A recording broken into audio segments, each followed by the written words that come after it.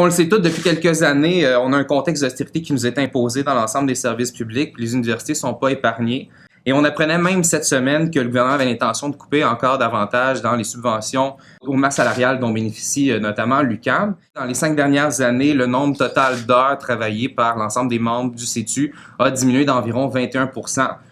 Et pour l'année en cours, l'UQAM souhaite faire d'autres compressions de l'ordre de 12,5 millions de dollars, tout en poursuivant des projets immobiliers qui sont non nécessaires à l'université.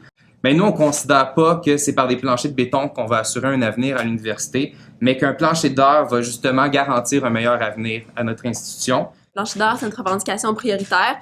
Donc, on aimerait assurer comme ça une meilleure qualité de l'éducation, une meilleure équité dans les services éducatifs qui sont offerts à l'UQAM. Mais encore une fois, la direction ne veut rien savoir. Avec la diminution drastique des heures de travail, la précarité est nécessairement grandissante.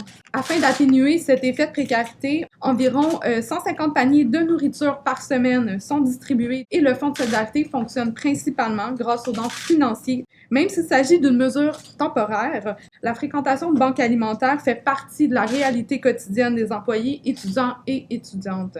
Finalement, je conclurai en disant que le plancher d'heures est un enjeu qui est politique. C'est probablement la raison d'ailleurs pour laquelle la direction ne veut pas en discuter. Elle préfère maintenir sa politique d'austérité, maintenir des coupures. Ce qu'on a remarqué dans les dernières années, c'est que oui, l'administration concédait souvent des hausses salariales, mais en baissant toutefois le nombre d'heures. Donc, est-ce qu'on veut vraiment que les étudiantes et les étudiants soient victimes de la politique de l'université? Bien, c'est une question qu'on doit se poser.